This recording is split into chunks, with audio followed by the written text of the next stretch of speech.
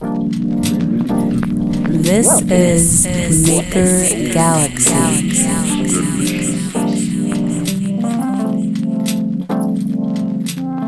We're always talking about the future of design, the future of technology, the future of making.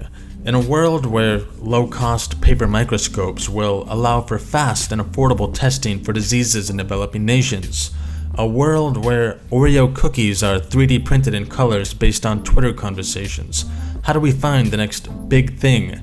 Maker Galaxy is a show that explores the crossroads of design, technology, and the future of making.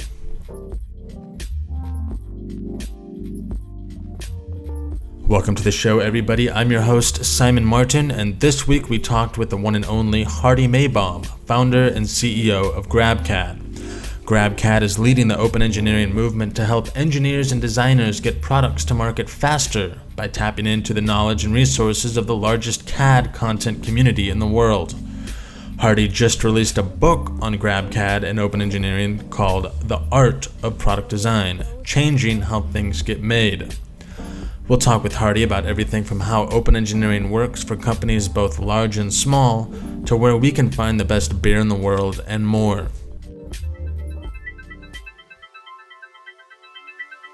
Today's episode is brought to you by the new Objet 500 Connect 3 from Stratasys, the world's only color and multi-material 3D printer. Offering incomparably brilliant and consistent colors, plus transparent colors, the Objet 500 Connect 3 lets you create the most true-to-life modeling possible. Find out more at stratasys.com. Welcome, Hardi. We'll get into your book in a minute, but before we do, we want to know, where can we find the best pint of beer on earth? Simon, thanks for a great question. I think the best beer to find is in Estonia, in a capital of Tallinn, and the beer is called Saku. So this is where you can find the best beer in Earth. And that you're from there, right?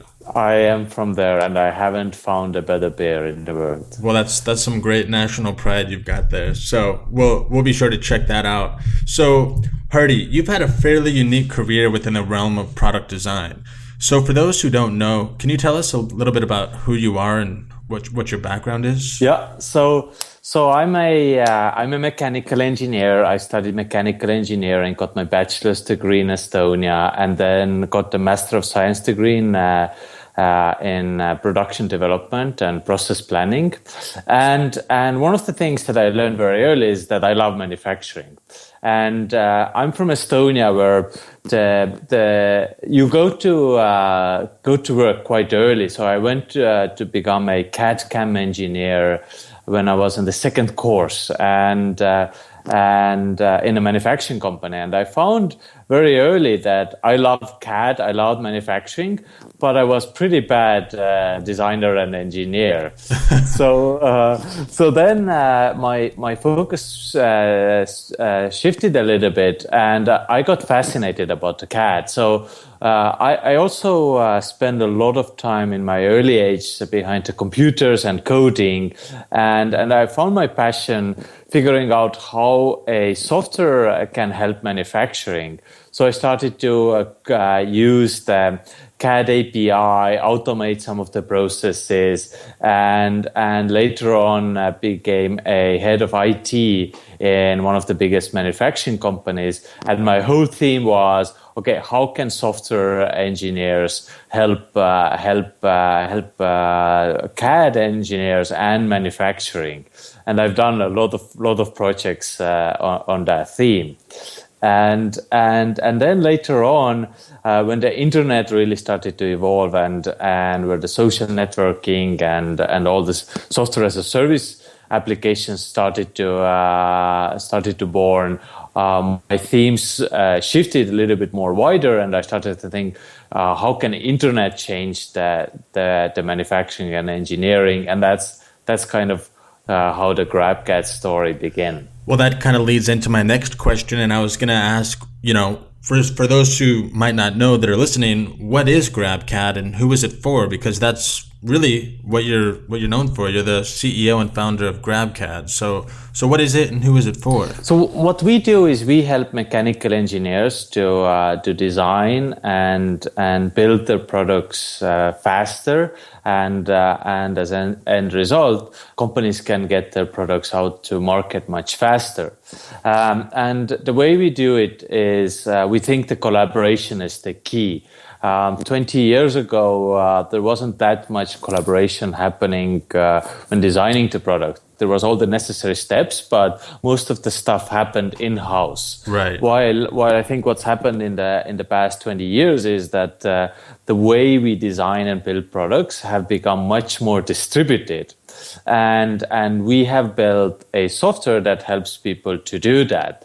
So in one side, we have a library where engineers can come and download the CAD models and save time by not reinventing the wheel. And then the other side, we have a product that helps you securely collaborate between engineers and designers, work on the same assembly at the same time, and then collaborate with your suppliers in China, for example. So collaboration is the key. It's not only private collaboration inside your supply chain, but it's also collaboration with all engineers out there in the world. And we have today almost 1.2 million mechanical engineers who are using our products. Wow. So, I mean, what makes somebody want to upload something to GrabCAD? I mean, there's obviously, a karma, there's a feel-good feeling to it, but how did you initially encourage people to start uploading their content to GrabCAD before the workbench? Yep. So to going more specific, we have the public library, and then we have GrabCAD Workbench, which is for private collaboration, secure way how to collaborate. So you ask about why people started to upload files to GrabCAD on the public side, and there are a couple of reasons. So one of the reason is people are finding quite a lot of jobs from GrabCAD. So what's happening is that for example, one of our he's also a customer, but he's also have uploaded a lot of projects to GrabCAD is Terry Stonehooker. So what Terry does, he designs custom motorcycles, and he uploaded a lot of his custom motorcycles to GrabCAD. And the main reason why he did that was that he wanted to build a virtual portfolio and attract people and get jobs. So now he's getting a lot of job offers through GrabCAD because people find his motorcycles, they can view it in 3D, and then they're like, oh, this guy knows what he's doing. I'm going to contact him and hire the guy. So this is one of the reasons is build your virtual identity and find jobs. The second big motivation that we've seen why people contribute their ideas is that they've come and maybe they've downloaded 10 parts in the past and used them in their designs. Those 10 designs have maybe helped them to save 200 hours of work. Yeah. And they feel that, hey, they got so much value out of that they want to give back, and they are uploading their designs so that they're giving back to the other people. And we've had around 400,000 projects uploaded on the public library. So it's quite a big content there. Oh yeah, wow, that's a lot of downloads. So GrabCAD is certainly not something that anybody could have put together themselves in their home office on a Sunday afternoon. So how did you go about taking this concept that you had back in the days when you were working IT at this other company? How did you take that napkin sketch, so to speak, and turn it into a working prototype? So one thing with GrabCAD is that the idea is evolving all the time, and one of the things that was frustration for us was that designing everything from scratch, and we did build the prototype. At the beginning, it was just 3 people. We got some small investments in Estonia that allowed us to to hire this engineer who could help us to build the first prototype. And it took a couple of months. We put it out there, and then we went into learning mode, and we're still in the learning mode of always figuring out what people want. So give you a quick story. So at the beginning, GrabCAD had basically two functionalities. You could upload a CAD file, and you can download a CAD file. That's it, nothing more. Or you can browse as well. So three functionalities. You can browse files or projects. You can upload projects and download projects. And then we started to ask people who uploaded files, why did you upload? And we learned, hey, they want to build their portfolio. Then we build user portfolios and so on. And we're always on the learning mode. And we found out that in software, you can build your first prototype in a very fast time with very few resources and validate the idea if people want it or not. And this is still the mindset, although we've grown to a quite big team and company already. We still have that mindset of testing things all the time and see what's working and what's not working. Definitely. So, I mean, within a matter of months, really, I mean, GrabCAD just kind of snowballed, and everybody knows about it that's in the mechanical engineering and to some extent industrial design communities. So thanks to your time and exposure in the GrabCAD community, you've been able to see firsthand just how much having a crowdsourced product design platform can change the design process, which ultimately led to you writing a book on the subject that was released less than a month ago called The Art of Product Design. So first of all, congratulations. And second of all, how is this book different from the other books on the product design process? Yeah, I think it's very different from other product design books that are more, telling how to do product design. And what I think is happening is that there is a fundamental shift how people design products, and there are a lot of great stories about how it used to take 7 years or still takes 7 years from a traditional product company to get their products out to the market, while we've seen so many startups coming in and getting selling millions of products in Kickstarter and then launching their products couple of months later. So there is a fundamental shift happening, and it doesn't only impact how we sell products. It's all about how we design products and so on.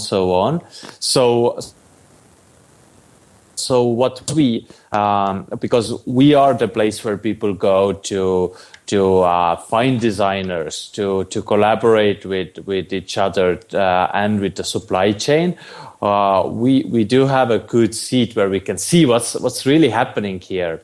And what we wanted to do is we wanted to write a book that tells these stories, how already innovative companies are doing things differently, how they're innovating, how they're getting their products out to the market in a much faster way, and just tell those first stories so that the rest of the industry, executives and team members and designers and engineers can listen to those stories, get inspiration, and go back and change their organization, how they do things. And I'm very passionate about hardware, although, as I told you, I'm not the great engineer, but my passion is to see better hardware, better products that everyone can use, and my hope is that the rest of the industry goes back and builds better products that all the people in the world can benefit from. So that was really why we wrote that book and why we think it's different from all the other books. And so this overall theme that you're discussing is open engineering. So how would you define open engineering in one sentence? So the old paradigm, how we design products, was in the box, in these closed environments where maybe 5 people could come up with a design and figure out the final elements. this process is shifting to much more open, where during the design process inside your company you have engineers, marketing, sales, procurement, manufacturing, everyone involved giving their input. And from outside your organization you have customers, consumers, analysts, all giving their input how the final product should be. And I think that's the fundamental shift. And that's what open engineering means, is building products in an open environment by getting everyone input to that product. So alternatively, would you say that we are losing anything in this new way of designing products? I don't think we are losing much. I think there is a lot to gain. We can build better products that people want by having absolutely best and right resources involved. So I don't see much that we're losing much here. How have you seen all of this come together as you've envisioned it and work flawlessly? I think one of the key things that internet have done is it have enabled us to connect with each other in a way that wasn't possible before. And one part of this connection is connecting right opportunity with the right skill set. And that's where we really, that's where this public community plays a big role, is that we can connect the right engineer with the right skill set with the right job. So to give you an example, one of our customers is GE, and GE came to us and said that, hey, we are spending billions of dollars every year to reduce the weight of a jet engine, and we think that 3D printing might help us here. But we don't know that much about 3D printing, and we want the fresh ideas how to reduce the cost. And they run a challenge in GrabCAD community where they said, hey, this is the GE jet engine bracket. Let's reduce the weight of this this part, and they got almost 700 results as a result, and the best weight reduction for that part was 80% by keeping all the right dimensions, and it was as strong as the old part. So the guy who won that challenge, who came up with the best idea, is a guy from Indonesia who have never worked for aviation before. So that's one of the stories how we connected the right person, and we didn't know who is the right person to come up with the best design. But this is what the internet does. It connects the best skill set with the best job. And this is just one example. And I don't really have all the right answers. And but what I see is there is a tremendous change happening, and we're trying to learn as fast as possible and push all these new products out that help people to collaborate. So with this open engineering movement, how would you say it aids a Fortune 500 company compared to a one-man freelancer? I actually think that smaller companies actually have a advantage over the Fortune 500 companies. And why I'm saying that is that when you're a very small company, you can make decisions really fast, and you are also much more innovative. You're ready to take the risk, and we've seen those with those startups. One of our customers, Pebble. And Pebble is a startup. They run a Kickstarter campaign to raise millions of dollars before they even had a product. And a year later, they were already shipping their products. And it basically took these guys a year and a half to launch a product and become a successful company. And this is scary, because when you look at those Fortune 500 companies, it takes these guys 7 years from an idea to product to market. So they're definitely going to lose market share if they don't adopt to this new environment. Definitely. So that kind of answers my next question, which is where do you see the biggest change with product design happening in 5 years with the open engineering movement? So the change have already started, and one of the one area is that I think we will see. Like the end result is we will have much better products that everyone can use, and the reason why I think it's true is first, companies are able to build right products, and what I mean here is another Babel example.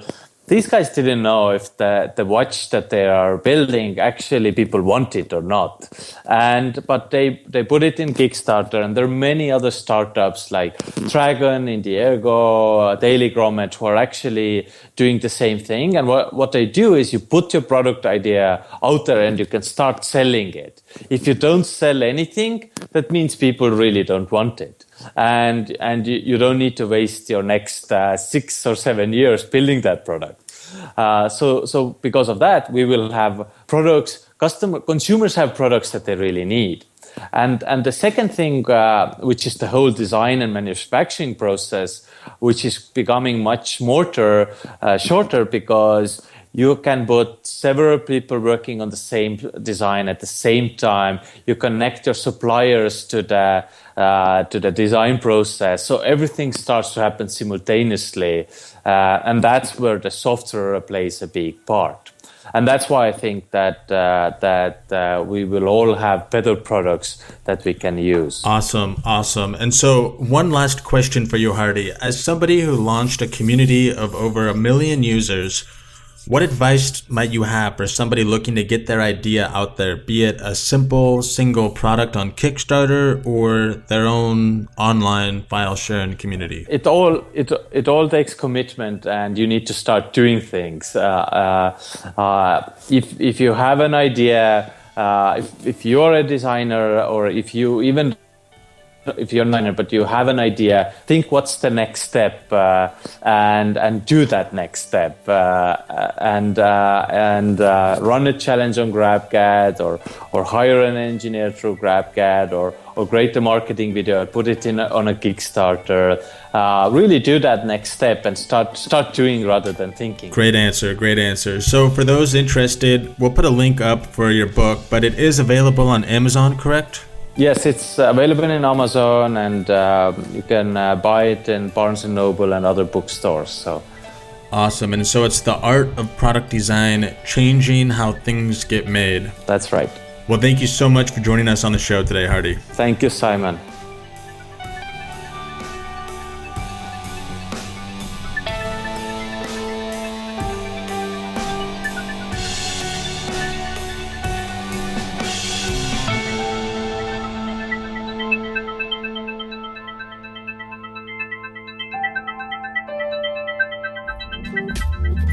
Today's episode was brought to you by the new Objet 500 Connects 3 from Stratasys, the world's only color and multi-material 3D printer. Offering incomparably brilliant and consistent colors, plus transparent colors, the Objet 500 Connects 3 lets you create the most true-to-life modeling possible. Find out more at stratasys.com.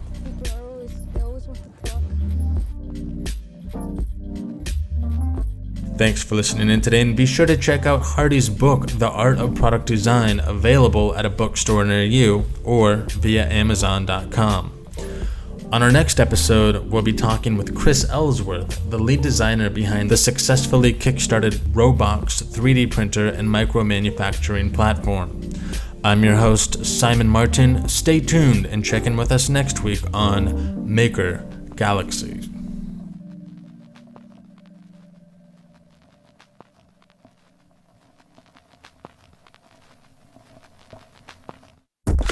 A production of EBD Media.